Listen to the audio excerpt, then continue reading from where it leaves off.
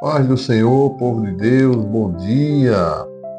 Hoje estamos iniciando o nosso 38º dia de campanha, Ser Discípulos, Aprendizados na Caminhada com Jesus. Eu convido você a abrir sua Bíblia lá na carta de Paulo aos Efésios, capítulo 5, versículo 18. Antes de mais nada, eu te peço, para que você se inscreva no nosso canal, deixe seu like, compartilhe. Eu sou o pastor Elifran Medeiros, estamos ali em Bahia, na Igreja Evangélica Batista Independente. Convidamos você para nos visitar no domingo às 18 horas, terças-feiras 19h30 e quintas, estudo bíblico às 19h30 horas. Tá bom, querido? Então você está convidado, está nos visitando, será muito bem recebida para a glória de Deus. Vamos abrir aí as nossas Bíblias, na carta de Paulo aos Efésios, capítulo 5, versículo 18, Paulo diz: E não vos embriagueis com vinho, onde há devassidão, mas enchei-vos do Espírito Santo. Então, Paulo vai trazer, irmãos, um contraste, claro, entre estar embriagado com vinho e ser cheio do Espírito Santo. A embriaguez leva a uma vida de devassidão, uma vida de pecado, uma vida de destruição, uma perca de controle, enquanto que ser cheio do Espírito Santo leva a uma vida plena, dirigida por Deus, guiada pela palavra do Senhor, que é lâmpada para os nossos pés e luz para os nossos caminhos. E essa expressão cheia do Espírito Santo, ou encheios do Espírito Santo, é um comando contínuo que acontece na vida do cristão. Indicamos que devemos buscar constantemente estar cheio do Espírito Santo para experimentarmos uma plenitude, um estado de êxtase não descontrolado, não com uma teologia fatídica do neopentecostalismo, não, mas equilibrada, com amor, com respeito ao Senhor, buscando a vontade dele para as nossas vidas. Então lá em Gálatas capítulo 5, 16 e 17, Paulo vai dizer lá: Digo, porém, andai pelo Espírito e não haveis de cumprir a concupiscência da carne, ou seja, os desejos da carne. Paulo tem em mente aqui os desejos pecaminosos sexuais, por exemplo. Então, o ato que antecedeu o Pentecostes, lá em Atos capítulo 2, Jesus falou assim: Mas recebereis poder ao descer sobre vocês o Espírito Santo e serão minhas testemunhas tanto em Jerusalém, na Judéia, Samaria, até os confins da terra. Então, ser cheio do Espírito Santo é um propósito de fazer o reino de Deus avançar. Em segundo lugar, irmãos, quem é cheio do Espírito Santo evidencia isso através de uma nova vida, de uma vida que represente ser um servo, uma serva do Senhor. Quando estamos cheios do Espírito Santo, irmão, nossa vida produz o quê? Frutos que são evidentes nas nossas ações, que são evidências também da plenitude de Deus em nossa vida. Paulo, lá em Gálatas, na carta de Paulo aos Gálatas, capítulo 5, versículo 22, ele vai dizer o seguinte, e 23, ele descreve lá, que o fruto do Espírito inclui amor, alegria, paz, longanimidade, benignidade, bondade, fidelidade, mansidão e domínio próprio. Essas qualidades demonstram uma vida transformada e orientada por quem? Pelo Espírito Santo de Deus. E Paulo vai fazer isso, irmãos, de uma forma tão tremenda que ele vai fazer uma relação de frutos.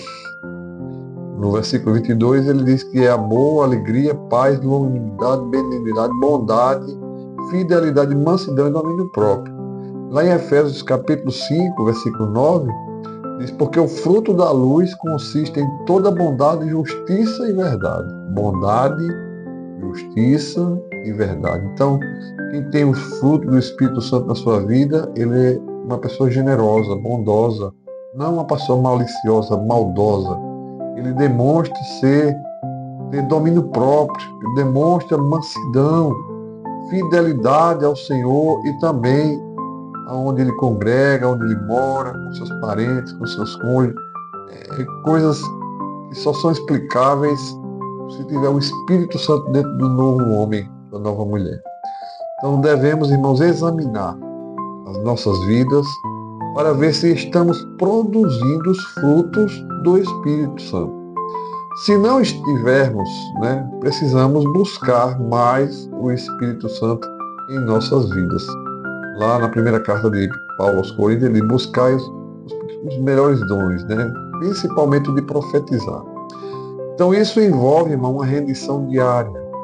Isso envolve uma rendição diária e permite que Deus transforme nosso caráter e as nossas ações numa nova forma de viver. Precisa ter uma metanoia na minha vida, na sua vida, uma mudança de dentro para fora. Nossas atitudes e comportamentos devem refletir a presença de Deus em nossas vidas. Somos servos e somos discípulos de Jesus. Então, é necessário que isso se evidencie nas minhas atitudes, nas minhas palavras, no meu jeito de vestir, no meu jeito de me comportar, no meu jeito de adorar. Tudo vai refletir a partir do momento que eu tenho uma vida cheia do Espírito Santo. Em terceiro lugar, o impacto de uma vida cheia do Espírito Santo na comunidade.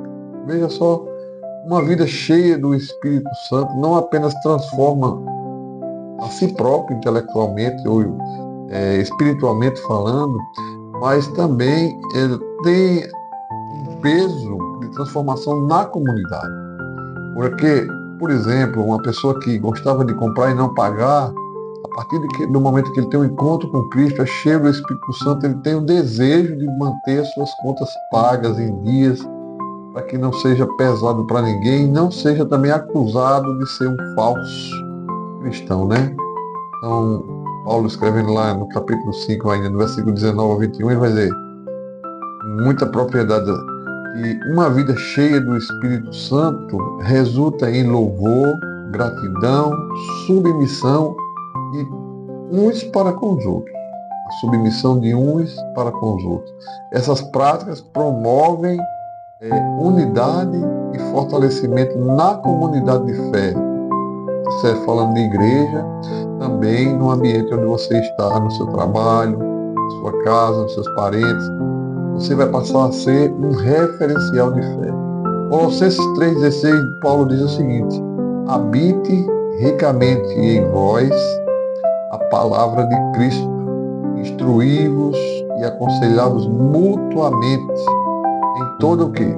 Sabedoria, louvando a Deus com salmos, hinos, cantos espirituais e também com gratidão em vosso coração. Atos 4,31 diz, e tendo eles orado, o lugar tremeu, aonde eles estavam reunidos, todos ficaram cheios do Espírito Santo e com intrepidez anunciavam a palavra de Deus. Então, ser cheio do Espírito Santo é ter a ousadia, ter intrepidez de levar essa mensagem aos campos que estão brancos. Então, como cristãos, irmãos, devemos buscar viver de tal maneira que a nossa plenitude do Espírito seja visível para aqueles que estão aonde? Ao nosso redor. Devemos encorajar uns aos outros em amor, servir com alegria e promover a paz. Meus irmãos, nesses últimos tempos, como temos visto pessoas que se dizem cristãs, se dizem evangélicos, que não promovem a paz, promovem a guerra. O tempo todo um problema com situação difícil, não há um reconhecimento, uma humildade de reconhecer o seu estado e ver aonde caiu, aonde errou e retornar ao primeiro amor. Quando a comunidade cristã vive cheia do Espírito, irmão, ou seja, quando a igreja está cheia do Espírito Santo de Deus, ela se torna um testemunho poderoso do amor e da graça de Deus para com o mundo. Mas, infelizmente, temos visto que em muitos lugares as igrejas têm se tornado um escândalo por tantos problemas. Eu era mais feliz quando eu era fora da igreja. Quero dizer a você, irmãos, isso é mentira de Satanás. Seja cheio do Espírito Santo, você vai ver que a sua vida vai mudar, a sua igreja vai mudar, se você for uma pessoa cheia do Espírito Santo. Viver a plenitude do Espírito é uma chamada para todos nós cristãos. Devemos constantemente buscar ser cheio do Espírito Santo, permitindo que Ele transforme nossas vidas e nos capacite a impactar nossa comunidade para a glória de Deus.